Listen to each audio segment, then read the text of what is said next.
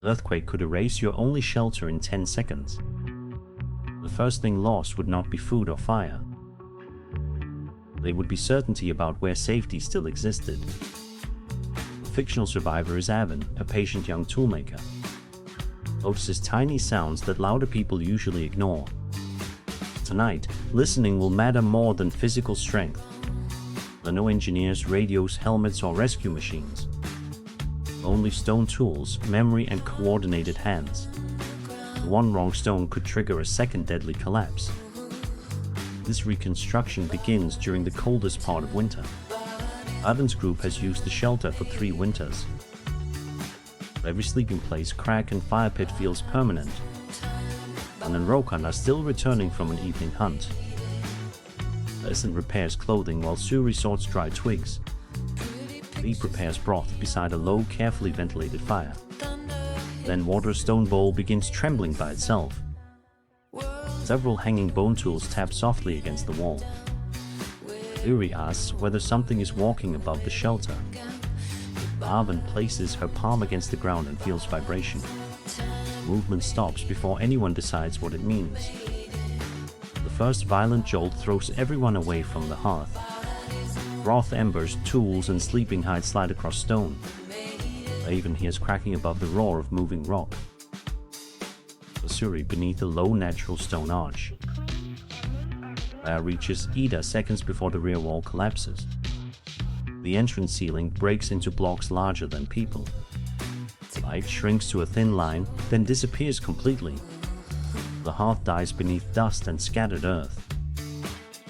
For several seconds, nobody hears anything but stone. Then the earthquake stops, leaving a more frightening silence. Avon cannot see her own beside her face. The ears ring, and every breath tastes like powdered stone. He calls names instead of asking whether everyone is safe. He answers beneath the arch, frightened but uninjured. Ara answers from somewhere beyond a new wall of rubble. Weakly beside her, but Tova remains silent. Line forces everyone to stop shouting at once. Silence allows one faint scraping sound to become noticeable. Answers faintly from beneath fallen hides. But falling rubble has divided them. Aside, Kellen and Rokan see a dust cloud replace the shelter. They run forward until stones continue falling from above. Rokan wants to dig directly through the former entrance. He notices the entire slope is still shedding debris. Digging below it could bury both rescuers before they begin. They retreat and examine the cliff from safer ground. The thin crack near the side releases pale dust outward. That moving dust's air is escaping from inside.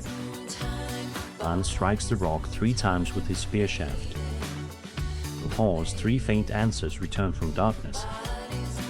Inside, Avon realizes the tapping is not another collapse. 3 times using a heavy antler tool. The repeated rhythm becomes their first connection to outside. Panic weakens when the group knows they have been found. But the main entrance buried beneath enormous blocks. Logan begins digging there despite Kellen's warnings. Lab above him shifts after only a few stones move. Lan pulls him backward before the slab crashes down. The obvious route has become the most dangerous route. They must find another way before code reaches the trapped group. Inside, dust begins settling, revealing a second urgent problem. The sealed shelter is growing colder without its central fire. Their water bowls shattered during the first violent jolt. Eyes outside, but tons of rock block every direct path. Evan feels a faint cold draft near the rear sleeping wall. Places a pinch of fine ash beside the crack. The ash moves sideways, proving air reaches another space. Ara remembers a shallow animal passage behind old bedding. The earthquake may have opened it or crushed it completely. Orvin chooses to investigate before the next aftershock. The passage is too narrow for everyone to enter together. Orvin ties cord around her waist before crawling inside. Holds the other end and counts every arm length pulled. The tunnel bends downward beneath newly fractured stone. At times, loose gravel begins sliding around her elbows. She stops moving whenever the roof produces a new click. Far bent cold air touches her dust-covered face. Then she hears Kalan's 3 knocks much louder than before. The side fissure and animal passage nearly meet underground. Only a wall of packstone separates them now. Taps once, then twice, establishing a new signal. Answers the same pattern from the opposite side. They cannot share words, but rhythm can coordinate action.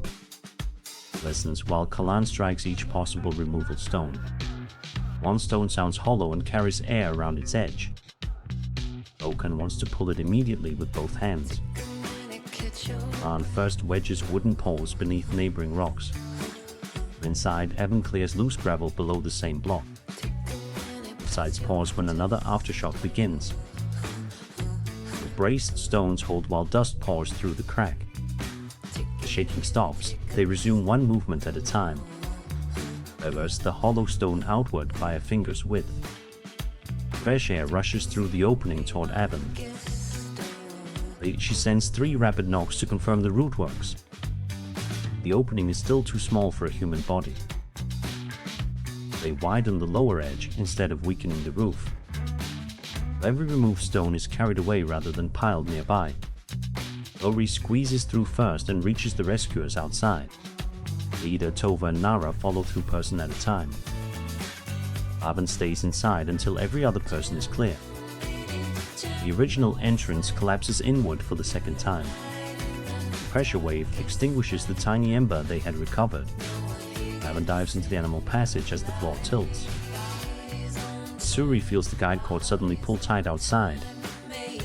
Van Rokan pull only after receiving Alan's signal.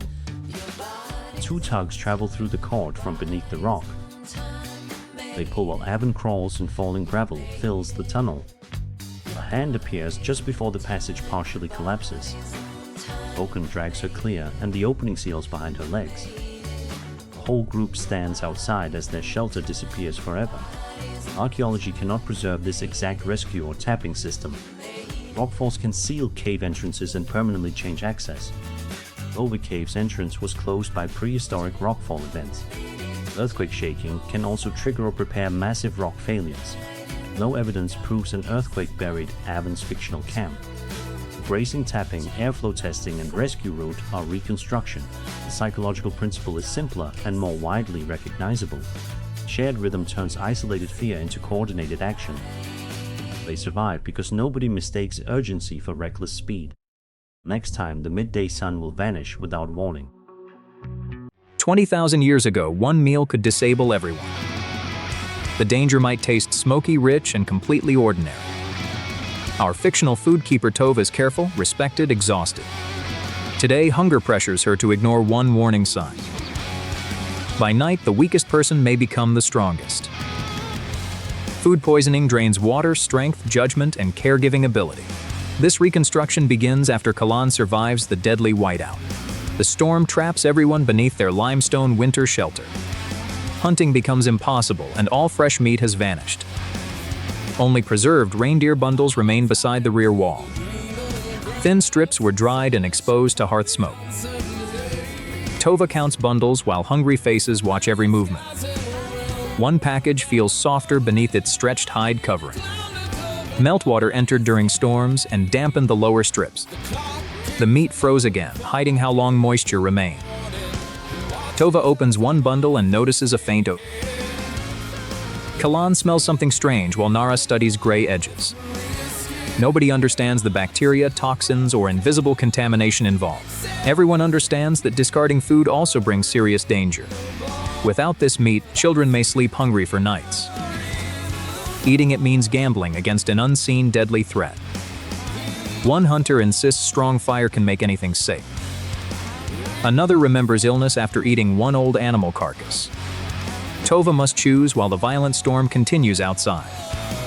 She removes the dampest pieces and saves the rest. But contamination does not always respect any visible boundary. The remaining strips cook across hot stones beside fire. Fat spits, smoke rises, and suspicious odors weaken slowly.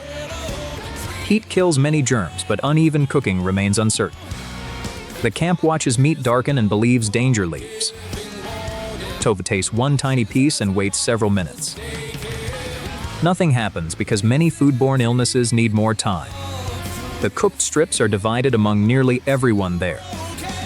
Suri refuses hers because the bitter taste feels wrong. One elder eats 2 bites, then gives his away. Others gently laugh at Suri's unusually stubborn refusal today. No one knows her refusal may soon protect everyone. Several calm hours pass while people work and talk. Then Kellen stops speaking and clutches his abdomen tightly. A sharp cramp folds his body forward without warning. Across camp, Nara suddenly becomes pale and deeply nauseated. Tova feels the same twisting pain moments later herself. The first person becomes sick outside the sleeping area. Another falls ill before caregivers replace the dirty covering. Within 1 hour, half the camp lies down weakly. By midnight, nearly everyone eating that meat becomes ill. Symptoms vary because bodies and causes never behave identically. Some vomiters develop diarrhea, cramps, fever, and weakness. The exact germ remains unknowable within this fictional outbreak. But the camp's immediate enemy quickly becomes severe dehydration. Water leaves through vomiting, diarrhea, sweat, and rapid breathing. Important dissolved salts leave the body alongside that water. Thirst grows intense, but drinking quickly triggers more sickness. Tova tries standing and nearly collapses from sudden dizziness.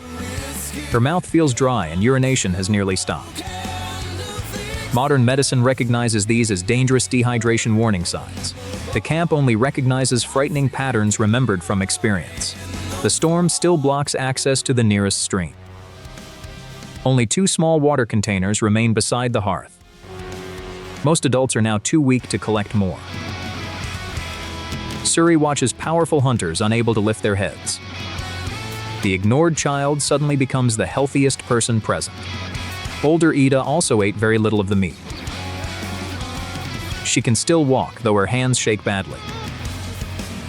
Ida sends Suri toward the cleanest, untouched snowdrift outside. They melt snow near fire instead of eating ice. Melting snow consumes fuel, another resource already running low. Suri feeds small branches while Ida watches the flame. They offer tiny, frequent sips instead of large amounts. Some keep water down, others immediately lose it again. No prehistoric rehydration recipe is documented for this group. Warm, thin broth appears as another cautious reconstruction here. Caregivers separate drinking water from the distant waste area. They move soiled hides downhill, away from shelter entrances. This cannot stop everything, but may reduce additional contamination. Suri marks each person who successfully drinks some water. Her simple system prevents quiet patience from being forgotten. Tova awakens and ceases performing her former duty. Guilt hurts almost as sharply as her stomach cramps. She believes her decision endangered everyone who trusted her. Nara explains hunger made the choice difficult, not careless. That reassurance matters because shame can destroy useful judgment. Together they identify patients still alert enough for drinking. Kellen responds slowly but swallows several small sips successfully. One elder barely opens his eyes or drinks properly. His sunken face and stillness terrify the entire shelter. Without intravenous fluids, severe dehydration leaves few available options. Ida keeps him warm and moistens his mouth carefully. No one knows whether he will survive until morning. Outside, the violent winter storm finally begins weakening noticeably. Suri and one recovering hunter reach water at dawn. They break thin ice and fill hide-lined containers carefully. Every returning step carries water more valuable than meat. Fresh water allows repeated small drinks throughout the morning. Kalan steadies while Nara's fever finally begins falling slowly. Tova remains weak but can sit without collapsing now. The elder never wakes when sunlight enters the shelter. His empty place turns dinner into permanent communal memory. Nobody speaks while Tova removes every remaining meat bundle. They burn questionable scraps rather than risk renewed illness. The choice wastes calories but protects all remaining survivors. Over several days, most patients gradually regain their strength. Diarrhea stops quickly for some and lingers for others. Several survivors remain exhausted after stomach symptoms disappear completely. Foodborne illness can cause consequences beyond one terrible night. Tova redesigns how camp stores and checks preserved meat. Damp bundles are separated, raised, and inspected more often. These exact practices are fictional, but preservation required planning. Archaeology rarely proves when one specific meat bundle spoiled. Microbes, odors, vomit, and soft containers usually disappear entirely. Animal bones, hearths, tools, and activity areas survive better. Lazarus researchers proposed zones for smoking and drying meat. That older evidence does not document Tova's exact method. Modern science explains symptoms beginning hours or days later. It also identifies dehydration as the most immediate danger. Safe food, clean water, and cooperation remain interconnected systems. Tova survives because others replace work she cannot perform. The camp survives because she refuses one suspicious bite. 20,000 years ago, caution could equal remarkable courage. Next, a wolf bite will threaten Kellen's life again. A wolf bite 20,000 years ago could change everything. Not because wolves were monsters, but because wounds carried consequences.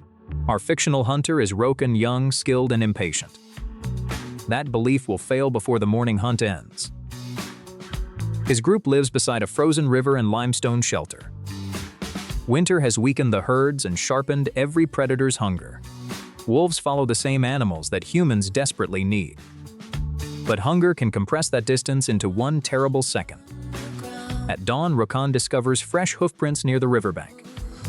Kellen and Nara follow while Suri watches from camp. The hunters move quietly through reeds stiffened by frost. Then ravens rise suddenly beyond a low snowy ridge. Something is feeding on a carcass hidden below them.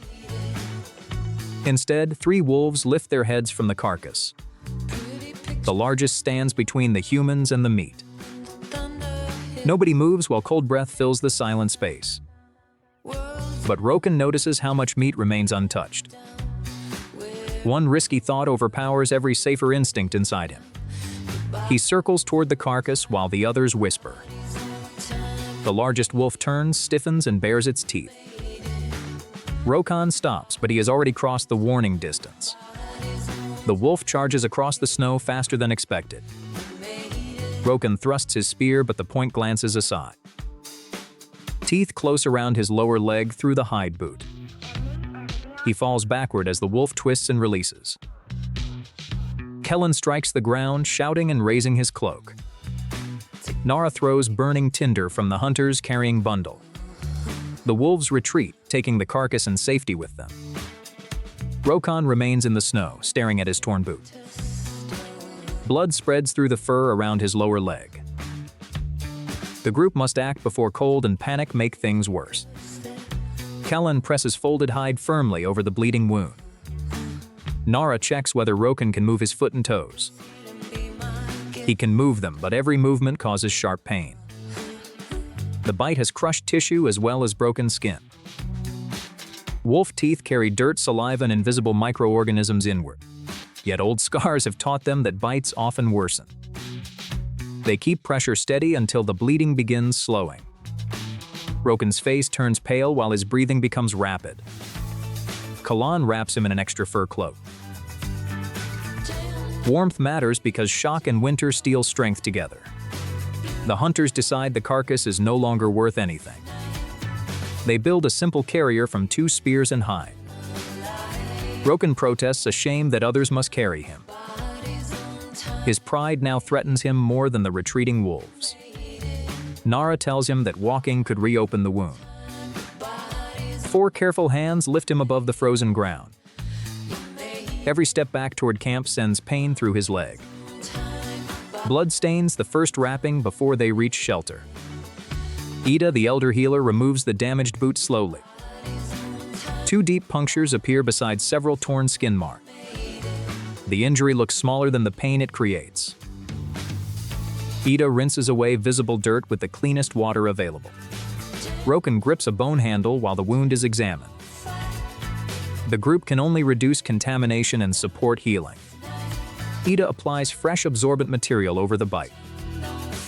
Soft hide holds it in place without crushing the leg.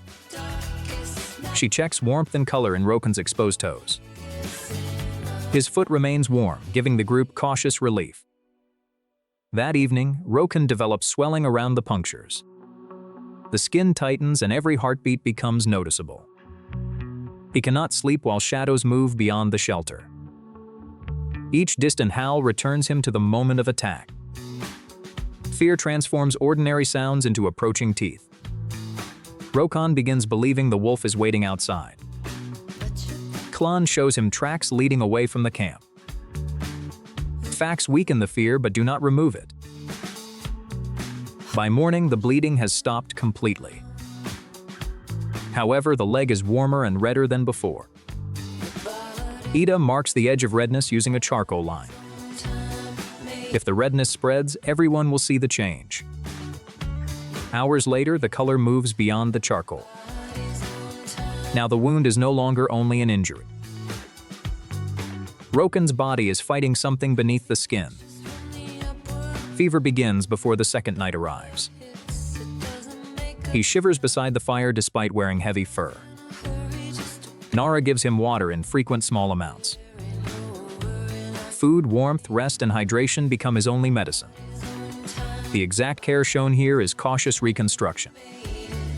Some bites heal, while others become overwhelming infections. Another danger is possible but impossible for them to recognize. Rabies can spread through saliva from an infected animal. Not every wolf carries it, and this wolf may not. But prehistoric people could not identify that hidden risk. Rokan watches his own behavior with growing terror. Every headache feels like the beginning of something fatal. His fear magnifies normal symptoms into imagined certainty. Ida forces him to describe what he actually feels. Pain, fever, thirst, exhaustion, but no strange behavior. Separating evidence from fear helps him remain calm. Through the night, the redness continues climbing upward. Ida reopens and cleans a trapped pocket of fluid. This intervention is fictional reconstruction, not documented proof. Pressure decreases, but Rokan remains dangerously weak. The group gives him the warmest place near the hearth. Others surrender food portions so his body has energy. Suri carries melted snow and watches the fire. A child again becomes essential when adults begin failing. After another day, Rokan's fever finally stops rising. The charcoal line remains visible above retreating redness. His immune system may be gaining control.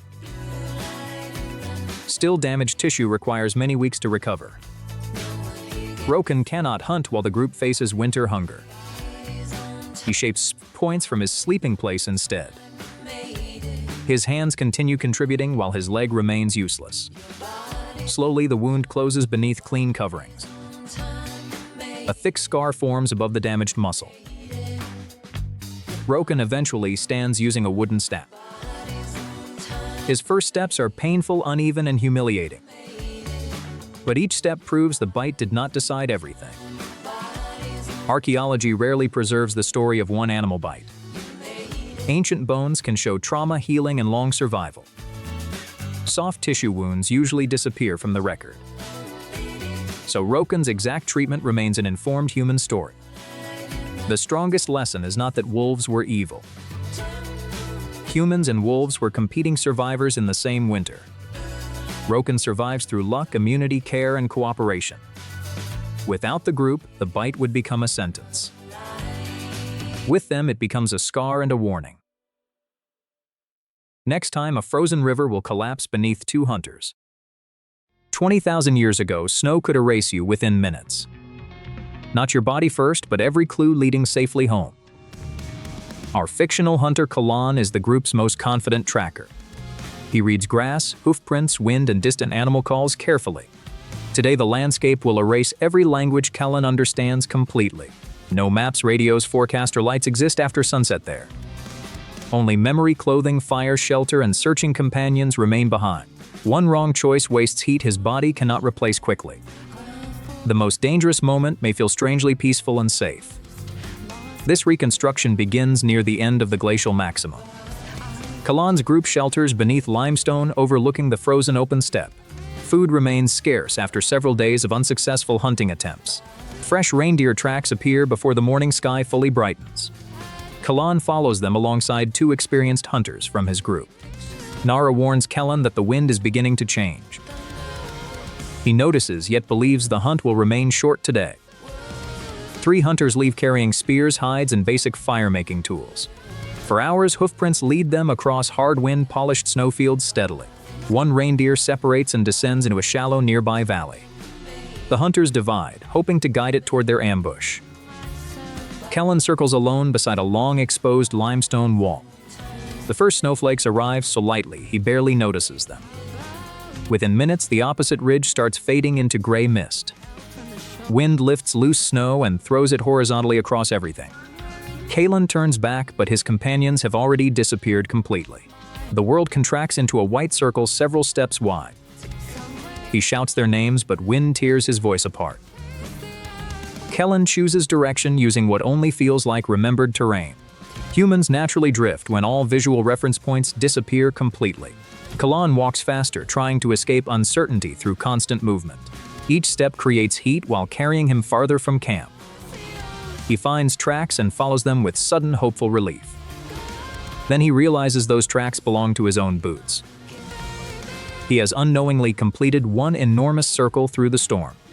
Panic strikes Kalan harder than the cold surrounding him outside. His breathing accelerates, while thoughts become narrow and painfully repetitive. Kalan forces himself to kneel behind a low protective stone. Stopping feels like surrender, but uncontrolled wandering remains far worse. He checks everything still attached across his belt and shoulders. Flint, pyrite, dry fiber, cord, fold hide, and spear remain.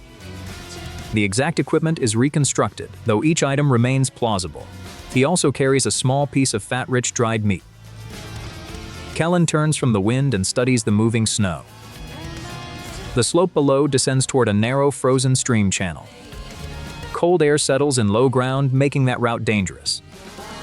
Higher ground offers visibility but exposes him to stronger winds. Kellen chooses a shallow depression beside the limestone wall nearby. His first goal is simply surviving long enough for rescue. He clears loose snow until frozen earth becomes visible underneath. Then he lays folded hide between himself and frozen ground. Direct contact with frozen soil would steal heat continuously there. He stacks snow and stones into a low curved windbreak. He pulls fur layers tightly around his neck and waist. Melting snow starts dampening the outside of his clothing layers. Kellen brushes snow away before it can melt deeper inside. His fingers are becoming clumsy, numb, and painfully stiff already. Now he attempts the most important uncertain, making fire. Flint strikes pyrite, producing sparks that vanish almost immediately outside. The wind steals one ember before he can feed it. He shields the tinder with his body and tries again. Repeated failures consume strength, time, and feeling in his hands. One spark finally catches deep inside the dark tinder bundle. Kellen breathes gently, resisting the urge to blow too hard. A faint orange glow becomes one fragile crawling flame. Small twigs catch, then thicker fuel begins producing steady heat. Fire transforms the shelter from hiding place into visible signal. But smoke disappears quickly into the white air above him. Back at camp, Kalan's companions return without him that evening. Nara organizes a search while some daylight still remains outside. They carry hides, burning material, spears, and long cords together. Searchers travel in pairs so nobody else disappears alone there. They mark their route using dark branches pressed into snow. Even those markers begin vanishing beneath fresh accumulations soon afterward. Meanwhile, Kellen's shivering becomes violent, exhausting, and completely uncontrollable now. Shivering generates warmth but burns energy at a frightening rate. He eats the small meat portion despite feeling badly nauseated. Darkness arrives without any visible sunset behind the violent storm. Kellen adds fuel carefully, terrified of exhausting it too quickly. He warms his torso instead of pressing hands into flame. His feet hurt, then gradually become disturbingly numb and heavy. He refuses removing his boots to inspect them outside shelter. Exposed skin could freeze even faster within the blowing wind. Hours pass while firelight and white darkness alternate before him. Then Kellen notices something that feels deceptively like improvement happening. His violent shivering slows down and eventually stops completely now. He smiles weakly, believing his body has finally become warmer.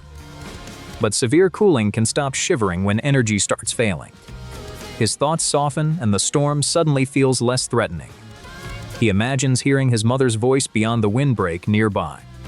Kellen begins rising, convinced camp waits only steps away outside. Then he sees his bone pendant lying beside the fire. It reminds him of Nara's warning before leaving the camp. He grips the pendant and crawls back beneath protective hide. Far away, searchers discover where the hunter's trail divided earlier. One branch leads campward, another disappears completely into whiteness nearby. Nara notices a repeating curve within Kalan's partly buried footprints. The circle reveals panic but also his last clear position. Searchers spread within shouting distance and move against the wind. Then someone smells smoke before anybody can see its source. They follow the scent toward a sheltered limestone depression nearby. Kalan barely reacts when familiar silhouettes enter the firelight suddenly. The group replaces damp outer coverings with dry protective hides. They insulate him below and warm his torso very gradually. Kalan is handled carefully because deep cold makes movement dangerous.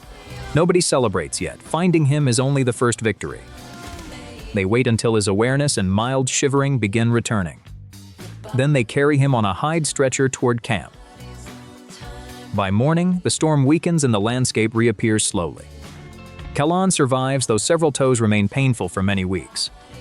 Archaeology cannot identify one specific prehistoric whiteout survival protocol confidently. Humans occupied extremely cold environments long before Kalan's fictional story. Paleolithic needles and hide tools support sophisticated clothing production methods. Hearths, shelters planning, and cooperation made cold landscapes survivable together. Flint and pyrite firemaking is plausible, not proven for Kalan's exact group. Modern hypothermia science explains shivering, confusion, and dangerous calm clearly. Bones may preserve survival, but rarely the choices behind it. Kalan survives because he stops wandering before panic spends everything. He also survives because his group enters the storm searching. In the Ice Age, cooperation may have been strongest shelter. Next time, spoiled meat threatens an entire prehistoric camp together. Smoke could protect a prehistoric camp and quietly poison it. The danger was not always visible flames or burning skin. Sometimes the first warning was only a strange headache. Our fictional survivor is Suri, the youngest person in camp. Adults often ignore children when fear and exhaustion take control. Tonight, that habit will nearly cost every person inside. There are no alarms, oxygen masks, or emergency teams. Only airflow observation, fire knowledge, and one child's decision. The fire will remain small while the danger becomes enormous. This cautious reconstruction begins during a violent winter storm. Wind drives snow directly through the shelter's wide entrance. Every gust steals warmth from children, elders, and injured hunters.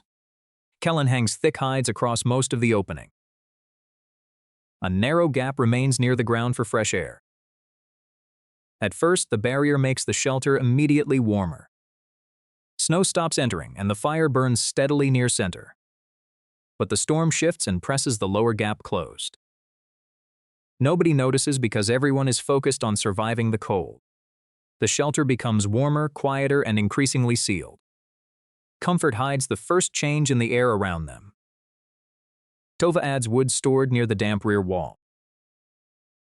The branches look dry outside but remain wet underneath. Wet fuel produces more smoke and less useful heat. The smoke rises, spreads, and meets the cold stone ceiling. Normally, moving air would carry much of it outside. Tonight, the blocked entrance changes the shelter's circulation. Smoke folds downward along the walls instead of escaping. Fine particles irritate eyes, throats, and breathing passages. Combustion also creates gases nobody there can see. One of those gases can interfere with oxygen-reaching tissues. Carbon monoxide has no useful color, smell, or warning taste. Smoke may reveal poor ventilation without revealing every danger. Ida begins coughing while dividing the final evening meal. Kellen blames the damp branches and moves closer to warmth. Roken feels pressure building behind his eyes. Nara becomes unusually tired before finishing her food. Tova complains that the storm has made everyone miserable. Each symptom has an ordinary explanation by itself. Together they form a pattern nobody has been taught to name. Suri watches the adults become quieter around the hearth. She notices the smoke layer has dropped below Kalan's head. When she stands, her eyes sting more sharply. When she crouches, breathing feels slightly easier. She repeats the movement to test what she is feeling. The adults interpret her behavior as restless, childish play. Then Rokan drops a stone cup without reacting quickly. His coordination has become slower than his own awareness. Kellen tries to joke but forgets what he was saying. Nara cannot keep her eyes open despite Suri calling her. The shelter's comfortable warmth now feels unnaturally sleepy. Sleep feels reasonable because the entire group is exhausted. But several people becoming confused together is different. Suri crawls toward the entrance hides and feels no draft. The small ventilation gap has vanished beneath packed snow. She tries pulling one hide aside, but its fastening holds. Her small hands cannot release the frozen leather knot. She calls Kellen, but he answers without standing. Ida tells Suri to lie down and conserve warmth. Obedience has kept Suri safe through many winter dangers. Tonight, obedience and survival begin pointing opposite ways. Suri remembers smoke always moving toward the entrance before. Now it circles beneath the ceiling and returns inward. She remembers Nara saying wind must feed every healthy fire. Yet this flame has become orange, weak, and strangely lazy. Suri grabs the sharp flint scraper beside Tova's bedding. She cuts the hide fastening instead of untying it. The entrance covering drops as wind explodes into the shelter. Snow sparks and angry voices fill the sudden confusion. The fire bends sideways and smoke finally begins moving outward. Fresh air enters low while hot smoke escapes above it. Kalan tries standing, then collapses onto one knee. Suri screams until Rokan crawls toward the opening. The cold air shocks him into slightly clearer awareness. He pulls Nara by her fur cloak across the floor. Suri wakes Ida by pressing snow against her hands. Tova crawls instead of walking through the thickest smoke. Kellen pushes the damp smoking branch away from the hearth. Rokan covers the remaining coals with loose earth and ash. The shelter darkens, but the smoke source finally weakens. Everyone must now choose cold air over dangerous warmth. Outside, the storm cuts through their clothing immediately. Remaining inside still feels easier to several confused adults. Suri blocks the entrance and refuses to let them return. Rokan and Kellen guide everyone behind a nearby stone wall. Fresh air begins replacing the contaminated air in their lungs. Headaches remain because recovery is not instantaneous. Nara vomits once, then becomes frightened by her weakness. Ida watches breathing, awareness, and ability to answer questions. They possess no way to measure the invisible gas exposure. Their only available treatment is distance, air, warmth, and time. The group builds a second fire outside the shelter entrance. Only dry wood is selected from the protected storage bundle. Wind carries the new smoke safely away from the people. Dry hides surround Nara against the storm. Warm broth is prepared only after everyone becomes more alert. Suri receives the first cup because her hands are shaking. Kellen realizes the child he dismissed recognized the pattern first. He thanks her without pretending the rescue was accidental. Suri begins crying only after the danger is past. Fear often arrives late when action is finally no longer needed. Morning reveals why the air stopped moving during the night. The storm reversed direction and sealed the lowest opening. The hide curtain then trapped warm, smoky air beneath stone. The group begins redesigning the entire sleeping area. The hearth moves closer to the entrance where smoke escapes faster. Sleeping places move deeper but remain below the main smoke path. A permanent upper opening is left above the entrance hides. A second low gap is protected from drifting snow with stones. Only dry fuel remains beside the hearth for nighttime use. Someone will remain awake whenever the storm changes direction. Archaeologists cannot reconstruct one exact smoke emergency like this. However, Paleolithic shelters often contain evidence of repeated hearth use. Smoke simulations show hearth position and cave shape strongly affect exposure. Opening height, season, and airflow can change where smoke accumulates. Experiments also show many caves cannot naturally clear continuous smoke. Modern medicine links carbon monoxide with headache, dizziness, and confusion. Suri's rescue sequence remains fictional rather than archaeological fact. The broader danger of enclosed fire is physically real. The group survives because one person questions a comfortable explanation. Next time, an earthquake will collapse the shelter around them. Falling through ice 20,000 years ago began with one breath. Cold water could steal control before it stole body heat. Our fictional survivors are Cullen and Rokan, experienced winter hunters. They understand snow, wind, animals, fire, and dangerous terrain. But clear ice can hide weaknesses no tracker can easily reach. There are no ropes, rescue dry suits, or hospitals. Only a wooden pole, hide clothing, and nearby companions. One hunter will fall and the second must choose instantly. Rush forward, run for help, or risk becoming another victim. This cautious reconstruction begins during a hard winter thaw. The river has carried the group safely for many weeks. Its flat surface offers an easier route than deep snow. That familiarity makes the frozen water feel almost permanent. Yet warmer afternoons have begun weakening its edges. Dark patches appear where the current moves fastest below. Nara warns everyone to cross near the familiar stone markers. Kellan agrees, but Rokan sees fresh reindeer tracks downstream. The tracks lead toward a narrow bend hidden by reed. A trapped animal could feed the camp for several days. Hunger turns uncertain ice into an acceptable-looking gamble. Kellan carries a long pole and tests each step ahead. Rokan follows several body lengths behind him. They avoid reeds, dark ice, and snow-covered depressions. For a while, every tappen's a reassuring, solid sound. Then they discover blood and disturbed snow near the bend. A reindeer has escaped, but part of its antler remains. Rokan steps sideways to examine the broken antler. Kellan raises one hand, warning him to stop. A dull crack travels beneath both hunters like thunder. The river surface suddenly changes from road to trap. Rokan freezes instead of returning along his own footprints. That single pause allows another fracture to reach his boots. The ice drops and black water opens around his legs.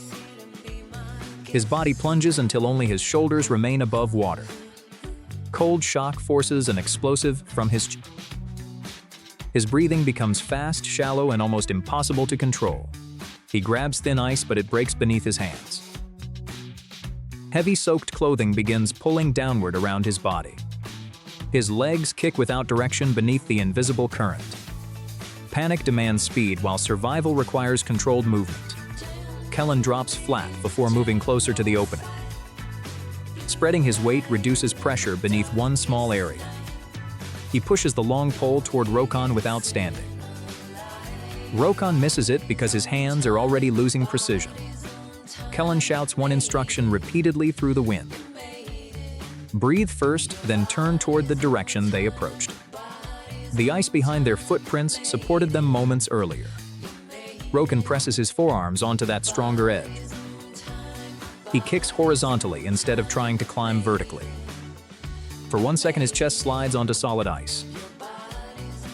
Then the edge breaks again and throws him backward. The second immersion drains confidence faster than warmth. Kellan extends the pole farther and anchors it beneath his arm. This time, Rokan hooks one elbow over the wood. Kellan crawls backward using knees, elbows, and every remaining grip. Rokan kicks as the pole drags his chest over the edge. Neither hunter stands after Rokan leaves the water. Rokan rolls away along the path of his old footprints. Kellan crawls beside him while watching new cracks spread. Only near the riverbank do they finally reach thicker snow. Rokan tries to stand, but his legs collapse immediately. His wet clothing is now a freezing weight around him. Kellan sees the camp, but it lies beyond a long ridge. Remaining beside the river without shelter is equally dangerous. Kellan chooses a shallow hollow beneath overhanging roots. He blocks the wind with hides, branches, and packed snow. Kellan removes it while shielding him from direct wind. A dry hide from the hunting bundle replaces the soaked layer. The exact clothing and rescue steps remain cautious reconstruction. but protection from wind and moisture is physically essential. Kellen searches their pouch for dry tinder and pyrite. The first sparks land on fibers made damp by rivers. Kellen hides the tinder beneath his cloak and tries again. A tiny ember survives, then spreads into a fragile flame. The fire becomes their shelter's beating heart. Roken shivers so violently that his teeth strike together. Shivering creates heat but rapidly consumes stored energy. Kalan gives him small pieces of fat-rich dried meat. His speech becomes slow, slurred, and strangely repetitive. He insists he can walk back to camp alone. Kellen recognizes that confidence as another warning. He keeps Roken seated and warms his torso gradually. Yet Kellen cannot both guard him and summon help. He builds the fire larger and adds green branches for smoke. Then he plants the broken antler upright beside the shelter. Smoke and antler together create a visible search marker. Kellen decides to climb only the nearest low rise. From there, he can shout without abandoning Roken completely. At camp, Nara notices smoke bending against the normal wind. She gathers Ada, Suri, 2 carriers, hides, and firewood. New cracks near the bend reveal what happened before words do. They approach by land rather than crossing the damaged surface. Nara finds Kalan waving from the low ridge. Roken is conscious, but no longer shivering as strongly. Ida understands that fading shivering may mean worsening cold. They replace every damp covering with the driest available hides. More insulation is placed beneath him, not only above. Finding Roken alive is not the same as making him safe. As his skin warms, his core temperature may still continue falling. This dangerous continued cooling is often called afterdrop. Roken suddenly shakes harder during the journey toward camp. He becomes frightened that the rescue is somehow failing. Ida keeps him insulated and watches his breathing and awareness. Nobody forces him to walk across the remaining distance. The carrier reaches shelter after darkness covers the valley. Wet gear is spread away from Roken's sleeping place. Kalan remains nearby, replaying every choice on the river. Guilt searches for certainty after events built from many causes. Nara separates the decisions from the unpredictable ice failure. Before sleeping, the group agrees on stricter river rules. No hunter will leave a tested route for food again. A long pole will always lead any frozen water crossing. People will cross one at a time with wide spacing. Weeks pass before his strength and coordination fully return. He survives without becoming fearless about ice again. Archaeology cannot preserve one exact Ice Age river rescue. Hide needles and hide-working tools support sophisticated winter clothing. Coldwater science explains gas, panic, numbness, and impaired thinking. Roken lives because Kalan avoids creating a second victim. Next time, smoke inside the shelter will threaten everyone asleep. 20,000 years ago, a broken leg was never just painful. It could erase your future before the sun went down. Our fictional hunter is called Arn, young, fast, and overconfident. This morning, he believes his strongest weapon is his own body. By nightfall, that body may become an impossible burden. There are no hospitals, x-rays, painkillers, or emergency vehicles. There is only knowledge, luck, and the patience of others. And the worst danger may not be the broken bone. It may be what happens when your group must choose. Do they carry you home or keep moving without you? Arn follows fresh hoofprints across a cold limestone valley. His hunting party needs meat before the next hard freeze. Every empty hand means less food for children and elders. Then Arn spots movement beyond a narrow rocky ledge. He signals silently, certain the animal cannot escape him. One careful step becomes one step too far. Loose gravel rolls beneath his heel like tiny marbles. His balance vanishes before his mind understands the danger. Arn falls, strikes the slope, and tumbles behind the rocks. The valley answers with one short, unforgettable cracking sound. For several seconds, Arn feels almost nothing at all. Then pain floods upward, hot, sharp, and completely overwhelming. His lower leg bends where no leg should ever bend. He tries to rise, but the world flashes white. Now the hunt is over and survival has begun. His companions hear him, but reaching him costs precious time. The wounded animal is escaping, and daylight is already fading. One hunter watches the tracks, another watches Arn's face. Their decision takes seconds, but changes every life involved. They abandon the hunt and climb down toward him. First, they stop Arn from twisting the injured leg. Movement could worsen the damage and tear hidden tissue. They check for heavy bleeding, but find none outside. Arn shakes violently, partly from cold, partly from shock. His friends wrap him in fur before moving anything. They speak calmly because panic spreads faster than fire. One companion grips Arn's hand during every painful adjustment. Another studies the slope and plans the safest route home. Nobody knows whether Arn will survive the journey. 2 straight branches are cut from a nearby young tree. Soft moss and folded hide become rough protective padding. The branches are placed beside the leg, not directly underneath. Leather strips hold everything still without crushing the swollen limb. This splint is a cautious reconstruction, not proven certainty. But immobilization would give Arn his best possible chance. The group builds a carrier from poles and animal hide. 4 people lift together while Arn bites down on leather. Every uneven step sends pain through his entire body. And every pause steals warmth from the approaching evening. A shadow moves across the ridge above the exhausted group. Predators notice weakness, blood scent, and people moving slowly. The hunters raise spears while continuing toward the distant shelter. Arn cannot fight, run, or even hide by himself. For the fuckers, his survival belongs completely to others. They reach the cave just as freezing rain begins.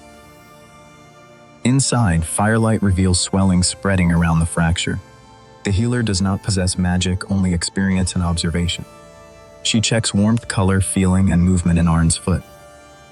The bindings are loosened slightly as the swelling increases. More moss is added to prevent rubbing and skin damage. Arn receives warm broth, water, and tiny pieces of meat. Pain steals his appetite, but healing demands enormous energy. That first night feels longer than an entire winter. Every time Arn sleeps, sudden pain drags him awake. He fears the bone will pierce through his skin. He fears fever, infection, predators, and becoming useless forever. But his deepest fear is visible in everyone's silence. How long can the group afford to protect him? Morning brings no miracle, only swelling and exhaustion. The hunters leave again, now carrying 1 fewer spear. Someone must remain behind to keep Arn warm and hydrated. That choice reduces the food gathered for everyone else. Days pass, measured by firewood, meals, and waves of pain. The leg stays elevated on bundled hides whenever possible. The splint is checked repeatedly as swelling slowly changes. Too loose and the bones move, too tight, circulation suffered. Nobody can see whether the broken ends are properly aligned. Arn's body begins building a temporary bridge around the fracture. Soft repair tissue gradually becomes a harder protective callus. This process takes weeks, not a dramatic single night. Meanwhile, Arn loses muscle because he cannot walk or hunt. His companions bring stones so he can shape new spear points. Work gives Arn usefulness to distraction and a reason to endure. He teaches a child how to strike flakes safely. The injured hunter slowly becomes a teacher beside the fire. His value changes, but it does not disappear. That psychological shift may be as important as the splint. After several weeks, the pain becomes duller and less constant. Then comes a dangerous temptation, trying to stand too early. Arn grabs a wooden staff and pushes himself upright. His healthy leg trembles beneath his suddenly reduced strength. The injured foot touches earth and pain explodes again. He collapses safely into waiting arms, furious with himself. Recovery is not a straight path, it advances and retreats. Several more days pass before the next careful attempt. This time, 2 companions support his shoulders from both sides. Arn takes one uneven step, then another, then stops. The entire cave reacts as if a great hunt succeeded. Walking returns slowly, but the old speed does not. The leg heals slightly shortened and angled from its original line. Arn develops a limp that may follow him forever. Yet a limp is evidence of something extraordinary: survival. Months later, Arn can gather plants and set small traps. He no longer leads chases across dangerous stone ridges. Instead, he repairs tools and studies animal movement near camp. The accident reshapes his role, not simply his skeleton. Archaeologists sometimes find ancient bones that healed after severe trauma. Those bones are survivable, although not every detail of treatment. Some injured prehistoric people lived for years with serious impairments. That survival strongly suggests support and shared resources. Even more remarkably, a survived limb amputation. That operation occurred about 31,000 years ago. The individual lived several more years after the procedure. But Arn's exact splint, healer, and recovery remain informed reconstruction. Science must separate what bones reveal from what stories imagine. A broken leg 20,000 years ago was a social emergency. Your body needed time, but time had to be donated. Food, warmth, protection, and patience became prehistoric medicine. The greatest treatment may have been refusing to leave someone behind. Because before hospitals existed, survival sometimes began with loyalty. A tiny cut could prove fatal 20 millennia ago. Not from weakness, but because dangerous bacteria remained invisible. Our fictional survivor Nara is a skilled young flint worker. She lacks antibiotics, antiseptics, stitches, and any germ theory. Only immunity and shared knowledge stand between life and death. At first, Nara's injury looks almost disappointingly small indeed. Then hidden changes make everyone fear the worst outcome. Because wounds threaten not only the person carrying them. They delay migration, consume, divide entire groups. This cautious reconstruction begins during one bitter winter morning. Nara's camp prepares meat before the coming storm arrives. Every dried strip may decide who survives until spring. Nara shapes a razor-sharp flake beside a stone core. Its edge is finer than many modern metal tools. She strikes again while watching hunters crossing the valley. Her attention shifts away for less than one heartbeat. The flint slips, cutting deeply across her left forearm. For one strange second, Nara feels pressure, not pain. Then blood runs quickly across her wrist hand. Conversation stops as everyone turns toward her sudden movement. The wound looks short, but depth matters far more. Nara still moves every finger, offering everyone cautious hope. A companion presses folded hide firmly against the wound. Nara looks away, breathing rapidly as pain finally arrives. They maintain steady pressure without repeatedly lifting the covering. Her arm stays raised while Nara sits near ground. Slowly, the red stain stops spreading across the hide. If a major vessel ruptured, her story might end. But bleeding slows, giving everyone one narrow second chance. We cannot know exactly how such wounds were treated. The group chooses the clearest available water near camp. It is not sterile, but visible grit needs removal. Water carries tiny stone fragments away from injured skin. They lack germ theory, yet experience can guide behavior. Nara clenches her jaw while others examine the injury. The edges separate whenever she bends wrist or elbow. A clean dry pad covers the damaged forearm carefully. Soft hide wraps firmly around it without crushing pressure. The healer checks Nara's fingers for warmth and color. By evening, bleeding stops and confidence begins returning slowly. Nara assumes danger has ended because pain feels quieter. But silent wounds do not always mean true safety. The camp needs workers, and Nara hates seeming helpless. At sunrise, she resumes scraping hides beside everyone else. Repeated motion pulls the fragile wound edges apart again. The wrapping becomes damp, dirty, and rubbed against remains. Microscopic invaders now find easier entry beneath her skin. Bacteria multiply within warmth, moisture, and damaged tissue quickly. Nara cannot see invasion, but her immune system can. Defensive cells rush toward wounds through widening blood vessels. Skin becomes red as blow rises around it. Swelling follows, making the wrapping feel unexpectedly tight now. The injured area grows warmer than surrounding healthy skin. By night, each heartbeat brings deep throbbing pain again. Nara hides her arm beneath fur and says nothing. Admitting weakness feels more frightening than the wound itself. Her mind treats pain like an enemy worth ignoring. But pain carries information, and its message grows louder. She sleeps badly, sweating beside a dying campfire nearby. Morning reveals stiffness spreading from wrist toward elbow slowly. Removing the covering reveals cloudy fluid staining the pad. Fever rises as her whole body joins the fight. She shivers violently despite sitting close beside bright flames. Now everyone understands this is no ordinary small cut.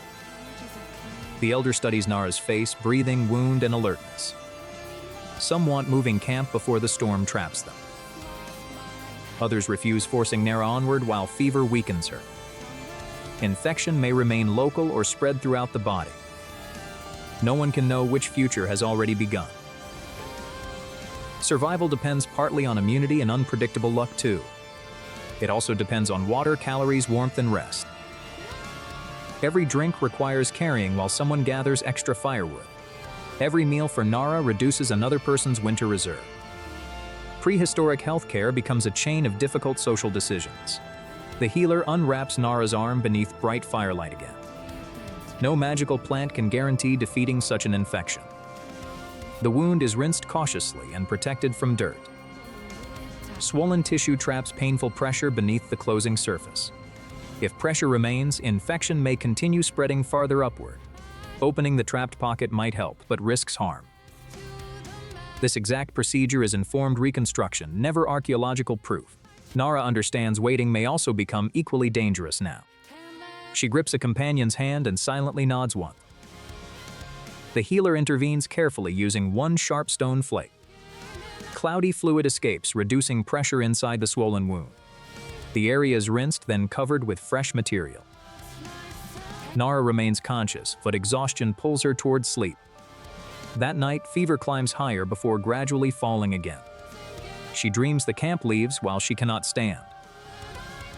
Awakening, she finds still feeding the fire nearby. A child places Nara's bone near her hand. Hunters return late carrying less meat than needed today. An elder gives Nara part of his own portion. This medicine consists of loyalty, calories, warmth, and time. At dawn, Nara's eyes clear and violent shaking slows. That improvement encourages everyone, but victory remains uncertain still. For days, they watch, clean, and rewrap her wound. Redness slowly retreats instead of climbing farther up arm. New tissue begins filling gaps beneath damaged skin gradually. A thick, uneven scar forms across Nara's left forearm. Nara survives, though her grip stays weak for weeks. She practices small tools before lifting heavier stone cores. Companions adjust tasks so work never reopens the wound. Eventually, Nara shapes another flake using slower movements safely. The accident changes habits without ending her usefulness entirely. Soft tissue rarely survives long enough for archaeological examination. If infection reaches bone, detectable changes may remain afterward. Healed injuries show prehistoric people survived serious trauma sometime. One Borneo individual survived lower leg amputation long before Nara. That operation occurred roughly 31,000 years ago there. The individual lived years afterward, implying sustained community care. Neanderthal dental calculus preserved traces of bitter plants too. Those traces may reflect diet or possible self-medication only. Evidence shows possibilities. Reconstruction turns them into human stories. We cannot know Nara's exact bandage, healer, or scar. But survival clearly demanded more than toughness alone ever. It required immunity, experience, resources, and extraordinary luck together. Most importantly, people refused to abandon Nara during illness. One tiny cut reveals prehistoric cooperation's enormous life-saving power. Next, a whiteout separates one hunter from everyone else.